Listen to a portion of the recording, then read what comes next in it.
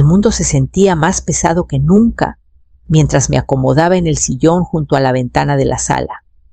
Las cortinas, bañadas por el sol, se mecían suavemente, pero no podía disfrutar de la vista. Mi pecho dolía donde la cinta quirúrgica se adhería a mi piel. Cada respiración superficial era un recordatorio de que mi corazón había sido abierto apenas días atrás. El olor a antiséptico del hospital aún se aferraba a mí, mezclado con el leve perfume de las rosas del jardín afuera, las que Isidro había plantado para mí hace años. Nunca me había sentido tan frágil, tan consciente de mi propia mortalidad. Escuché pasos en el pasillo, el ritmo suave de mi nuera, Camila, moviéndose por la casa. «¡Camila!», llamé, con la voz temblando entre la debilidad y la esperanza de un gesto amable. «¿Me traes un vaso de agua? Por favor». Hubo una pausa, de esas que pesan más de lo que debería el silencio. Apareció en la puerta, con el celular en la mano, el rostro tenso por la molestia. «No somos tus sirvientes», soltó, sus palabras cortando el aire como un látigo. La fuerza de su respuesta me dejó atónita. Mis labios se entreabrieron, pero no salió ninguna palabra. Antes de que pudiera responder, dio media vuelta, murmurando algo por lo bajo mientras se dirigía a la cocina. Mis ojos ardían, pero las lágrimas se negaban a caer. Solo había pedido agua, solo agua, y me respondió con desprecio. Mientras se alejaba, su celular vibró y se iluminó en su mano. Por un breve instante, la pantalla se inclinó hacia mí. Un mensaje apareció en un chat grupal con una pequeña foto de la sonriente cara de su mejor amiga. «Es insoportable. Ojalá no dure mucho. Así la casa será toda nuestra». Las palabras tallaron un hueco en mi pecho más profundo que cualquier bisturí. Mi garganta se cerró. Aferré el brazo del sillón, deseando que mi corazón se calmara. Esto no era solo irritación, era malicia. Mi nuera no solo estaba cansada de mí, estaba esperando que desapareciera. Y no estaba sola en ese pensamiento. Desde la cocina, escuché el tintineo de un vaso contra el grifo. Tragué el temblor que subía por mi pecho. En algún lugar profundo, más allá del dolor y la traición, algo más frío comenzó a agitarse. Ya no era solo dolor. Era el comienzo de una resolución silenciosa que cambiaría todo en los días por venir. El tintineo del vaso en la mesita resonó en la sala mucho después de que Camila desapareciera. Lo sostuve con mi mano temblorosa, el agua vibrando tanto como mis dedos, y dejé que mi mente viajara a los años que me habían llevado a este momento.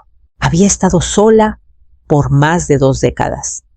Desde aquella mañana de invierno en que el corazón de Isidro falló mientras quitaba nieve del camino de entrada. Recordé ese día, en fragmentos crueles y nítidos, el aire helado quemándome los pulmones, las luces de la ambulancia tiñendo la nieve de rojo y la voz de nuestro hijo, Emiliano, quebrándose por teléfono. Tenía apenas 19 años, demasiado joven para perder a su padre, y juré que lo protegería de cualquier otro dolor que la vida pudiera arrojarle. Trabajé turnos dobles para cumplir esa promesa. Días en la biblioteca municipal, noches limpiando oficinas, regresando a una cocina vacía que aún olía vagamente al viejo tarro de café de Isidro. Cada peso extra fue para la colegiatura de Emiliano, luego para su primer coche, cuando consiguió trabajo en una agencia de publicidad. Cuando me dijo que quería una gran boda para Camila, firmé los cheques sin dudar. Ver su rostro iluminado era como si Isidro estuviera aún conmigo, sonriendo a través de nuestro hijo. Hace 5 años, cuando la casa se volvió demasiado silenciosa, tomé la decisión que creí era amor.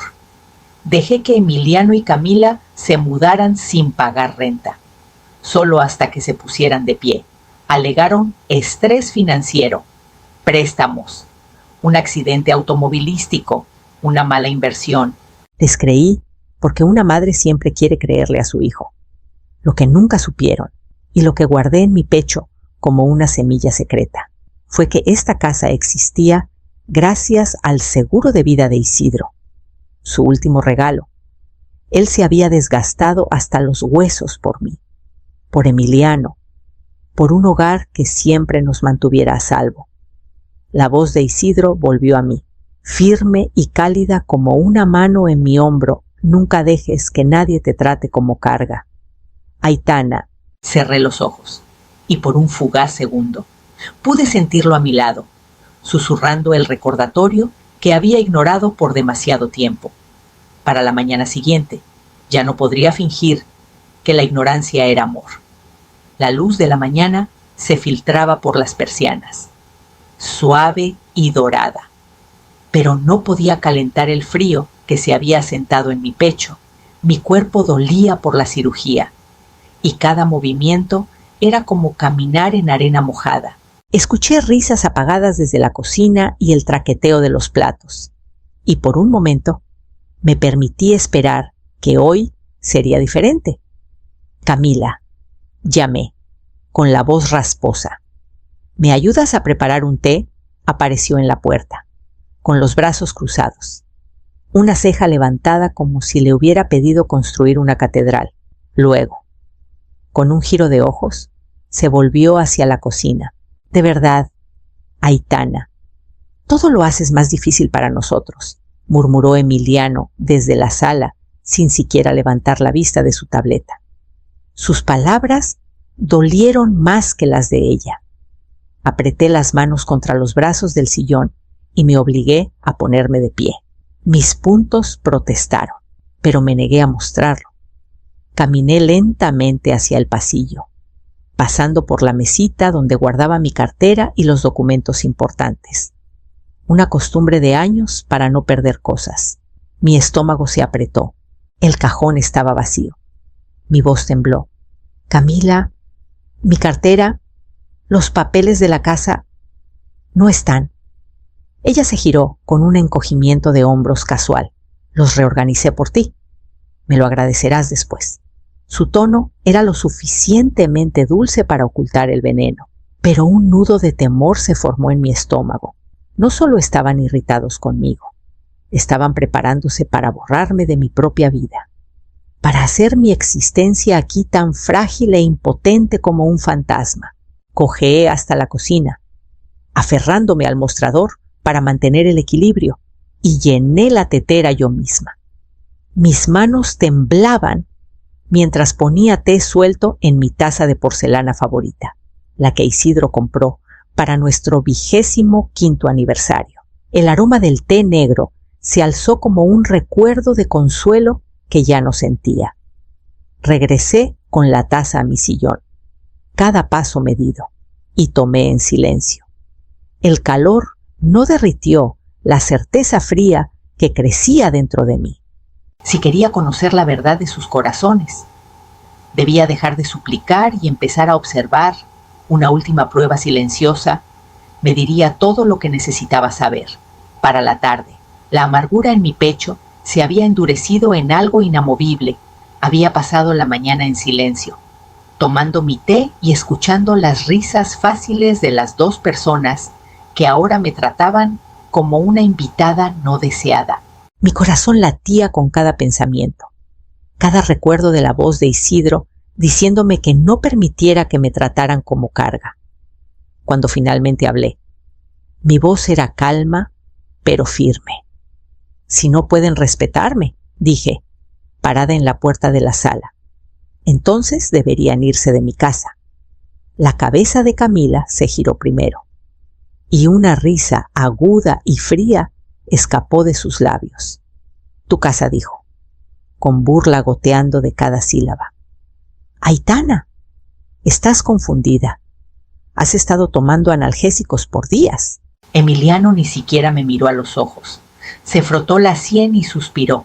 Mamá, ¿no estás pensando bien? Mejor, regresa a tu cuarto y descansa antes de que esto empeore. Me mantuve firme. aunque mis rodillas temblaban. Estoy pensando perfectamente. No permitiré que me traten así en mi propio hogar.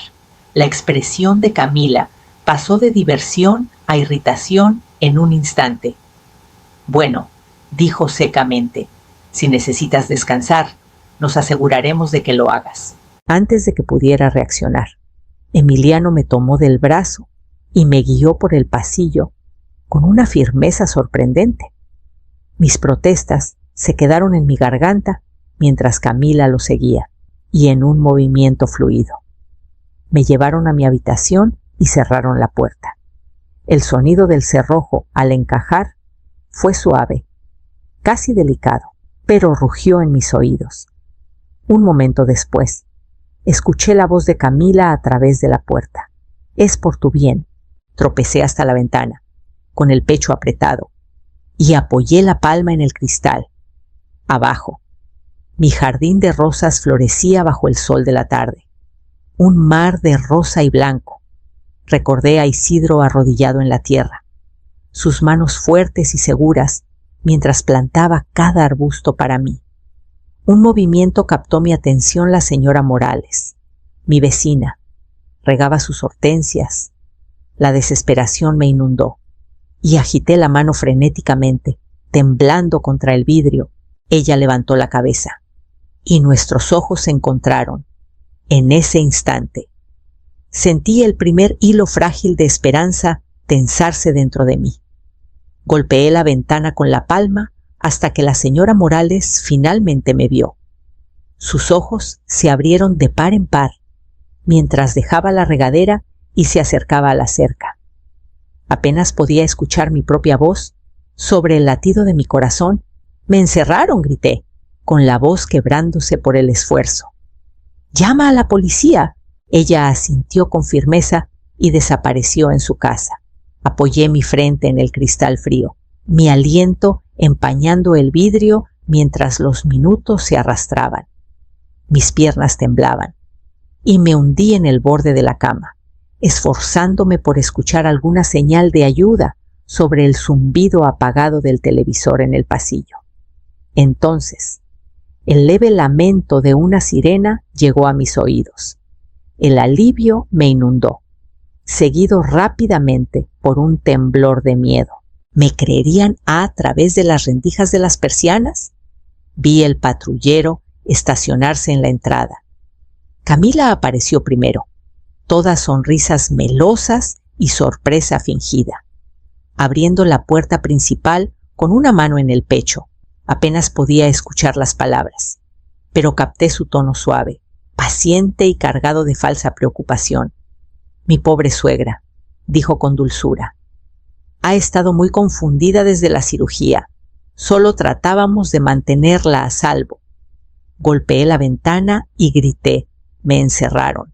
No estoy confundida, pero los oficiales miraron hacia la casa y luego a Camila, quien sostenía mi celular con naturalidad, como si siempre hubiera sido suyo.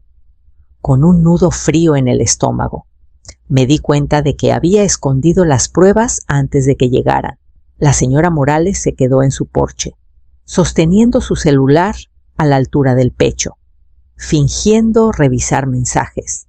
Solo cuando nuestros ojos se encontraron, me di cuenta de que estaba grabando. Un solo hilo de esperanza se ancló en mí. Ella había visto y recordaría. Tras una breve conversación, los oficiales se fueron con asentimientos corteses, sin levantar acta, sin hacer preguntas. Mi humillación ardía más que cualquier fiebre, pero bajo ella, una nueva firmeza comenzó a echar raíces. Si nadie más me protegería en mi propio hogar, entonces tendría que convertirme en la tormenta que nunca vieron venir. Cuando las luces traseras rojas del patrullero desaparecieron por la calle, la casa se sumió en un silencio tenso. Me senté en el borde de mi cama, mirando la puerta cerrada con llave, mi corazón latiendo con el dolor sordo de la traición. Las paredes de mi propio hogar parecían cerrarse sobre mí.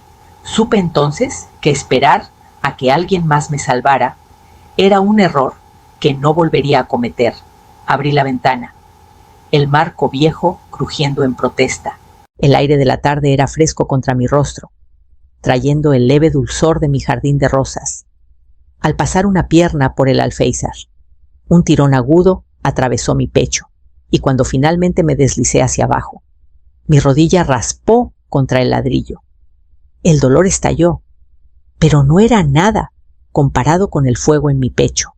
Mis pantuflas aterrizaron en la tierra que Isidro una vez trabajó con sus propias manos, y por primera vez en días me sentí libre. Me agaché junto al banco del jardín y metí la mano bajo la tabla suelta donde había escondido mis llaves de repuesto. Estaban frías y familiares en mi palma, dentro del pequeño cobertizo al lado de la casa. Desenterré la caja fuerte de acero que no había tocado en años. Su peso era reconfortante, como sostener un pedazo de mi antigua fortaleza. En la penumbra, abrí el pestillo y levanté la tapa. Ahí estaban las escrituras de la propiedad, notariadas e intactas, y las cartas que Isidro me escribió en sus últimos meses. Su caligrafía cuidadosa se derramaba por el papel, recordándome al hombre que confiaba en que yo protegería todo lo que habíamos construido. A la mañana siguiente, llamé a Javier Torres, el abogado que me ayudó a finalizar el testamento de Isidro. Llevé las escrituras a su oficina, con las manos temblando, pero la voz firme. Tras revisar los papeles, levantó la vista con una pequeña sonrisa cómplice. Aitana, la casa sigue siendo legalmente tuya, dijo, y debido a la cláusula de ocupación condicional que tu esposo insistió en incluir, cualquier negligencia o falta de respeto hacia ti activa la reversión. Puedes reclamarla por completo. Exhalé lentamente. El peso de la impotencia se aligeraba con cada respiración. Pensaron que era débil. No tenían idea de la tormenta que acababan de despertar. La señora Morales me recibió en su casa esa noche con una firmeza que se sentía como una armadura. Pasé la noche en su sofá floral, con el cuerpo adolorido, pero por primera vez en días. Mi mente estaba afilada. Entre sorbos de té de manzanilla, planeamos mi contraataque en pasos silenciosos y deliberados. Por la mañana, el plan estaba en marcha. La señora Morales me dio su celular con el video que grabó de mí, agitando la mano frenéticamente desde la ventana cerrada. La imagen era granulada, pero mi desesperación era innegable. Tomamos fotos de la ventana del piso superior con el pestillo claramente girado desde afuera, prueba de que había sido encerrada contra mi voluntad, y luego, con su ayuda, configuré mi celular para grabar una conversación casual con Camila al día siguiente. No pasó mucho tiempo antes de que murmurara por lo bajo: solo es un peso muerto. Escuchar esas palabras en la reproducción fue como una chispa encendiendo un fuego dentro de mí. Regresé a la oficina de Javier Torres con mi pequeña carpeta de pruebas. La revisó en silencio, sus ojos entrecerrándose con satisfacción. Es más que suficiente, dijo, golpeando la mesa. Prepararemos un aviso formal de desalojo de 72 horas y un documento de revocación de donación. Una vez que vean esto, no tendrán terreno donde pararse cuando los papeles estuvieron listos. Sostuve el sobre en mis manos y sentí el peso de mi propia resolución. Ya no era ira, era claridad. Esa tarde, subí los escalones de mi propia entrada sin dudar. Camila abrió la puerta, con sorpresa parpadeando en sus ojos, y Emiliano se quedó atrás, cauteloso. No alcé la voz ni temblé. Simplemente extendí el sobre hacia ellos. ¿Qué es esto?, preguntó Camila, con un tono agudo pero inestable. Su notificación, dije con calma. Tienen 72 horas para dejar mi casa. El color se desvaneció de su rostro mientras tomaba el sobre, y la mano de Emiliano vaciló en el aire como si quisiera tomarlo, pero lo pensó mejor. Observé cómo la comprensión los envolvía Me habían subestimado por completo. Su silencio me siguió mientras pasaba junto a ellos hacia la casa. El eco de mis pasos guiándome a la sala, donde la verdad de nuestras vidas finalmente saldría a la luz. Los dedos de Camila temblaban mientras abría torpemente el sobre, su rostro palideciendo con cada línea que leía. Las lágrimas brotaron en sus ojos y su voz se quebró. «Aitana, ¿podemos arreglar esto? No quisimos». Emiliano dio un paso adelante, su tono más suplicante que autoritario. «Mamá, por favor, no hagas esto. Hemos estado bajo mucho estrés.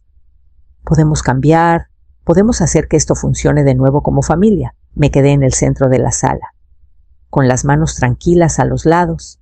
Por primera vez, no sentí necesidad de alzar la voz. Deberían saber la verdad antes de que digan otra palabra.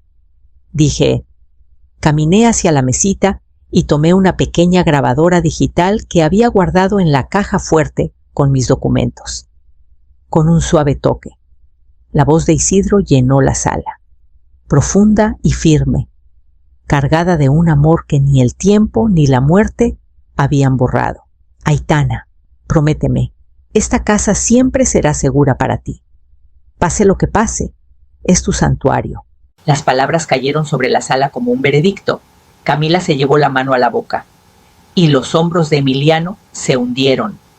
«Esta casa», continué, «fue comprada con el seguro de vida de tu padre. Cada pared, cada ventana, cada rosa en el jardín afuera existe, porque él se desgastó hasta los huesos por esta familia. Y ustedes trataron su regalo como si no valiera nada». Camila finalmente se desplomó en una silla, con las lágrimas cayendo libremente. «No lo sabía», susurró, sacudiendo la cabeza. «No sabía que venía de él. Eso no cambia lo que hicieron», dije en voz baja. 72 horas. Esa es mi misericordia. Úsenlas para empacar sus cosas y decidir quiénes quieren ser cuando salgan de esta casa. No dijeron nada mientras los dejaba en el silencio de la voz de Isidro, aún resonando débilmente. Un recordatorio de que algunas promesas no están hechas para romperse. La casa estaba más silenciosa que en años, durante 2 largos días. Me moví por sus cuartos como un fantasma, observándolos empacar en silencio.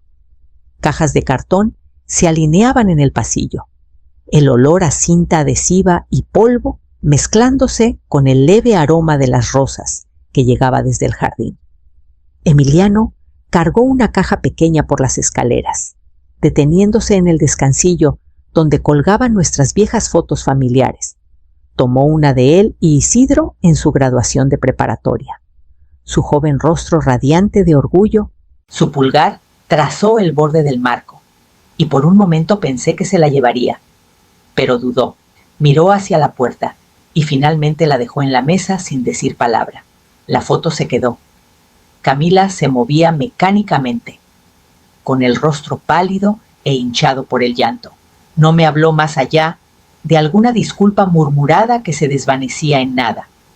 Cuando las últimas cajas estuvieron apiladas junto a la puerta principal, se quedó allí, sosteniendo las llaves de la casa en sus manos temblorosas. Por un largo momento, miró el pequeño llavero que decía «Hogar, dulce hogar». Observé su pecho subir y bajar, y luego dio un paso adelante y colocó las llaves suavemente en la mesa de centro. El camión de mudanzas rugió en la entrada, y los vecinos se reunieron en las aceras, fingiendo arreglar buzones y arbustos, mientras sus ojos seguían cada movimiento. Emiliano evitó mi mirada mientras cargaba la última caja. Camila subió al camión junto a él, con los hombros caídos, y el motor cobró vida. Me quedé en la ventana, con la mano apoyada en el cristal, y vi cómo el camión se alejaba, los susurros de los vecinos desvaneciéndose con él. No había triunfo en mí, solo el peso silencioso de la justicia asentándose sobre la casa como polvo después de una tormenta. cuando la calle volvió a quedar en silencio.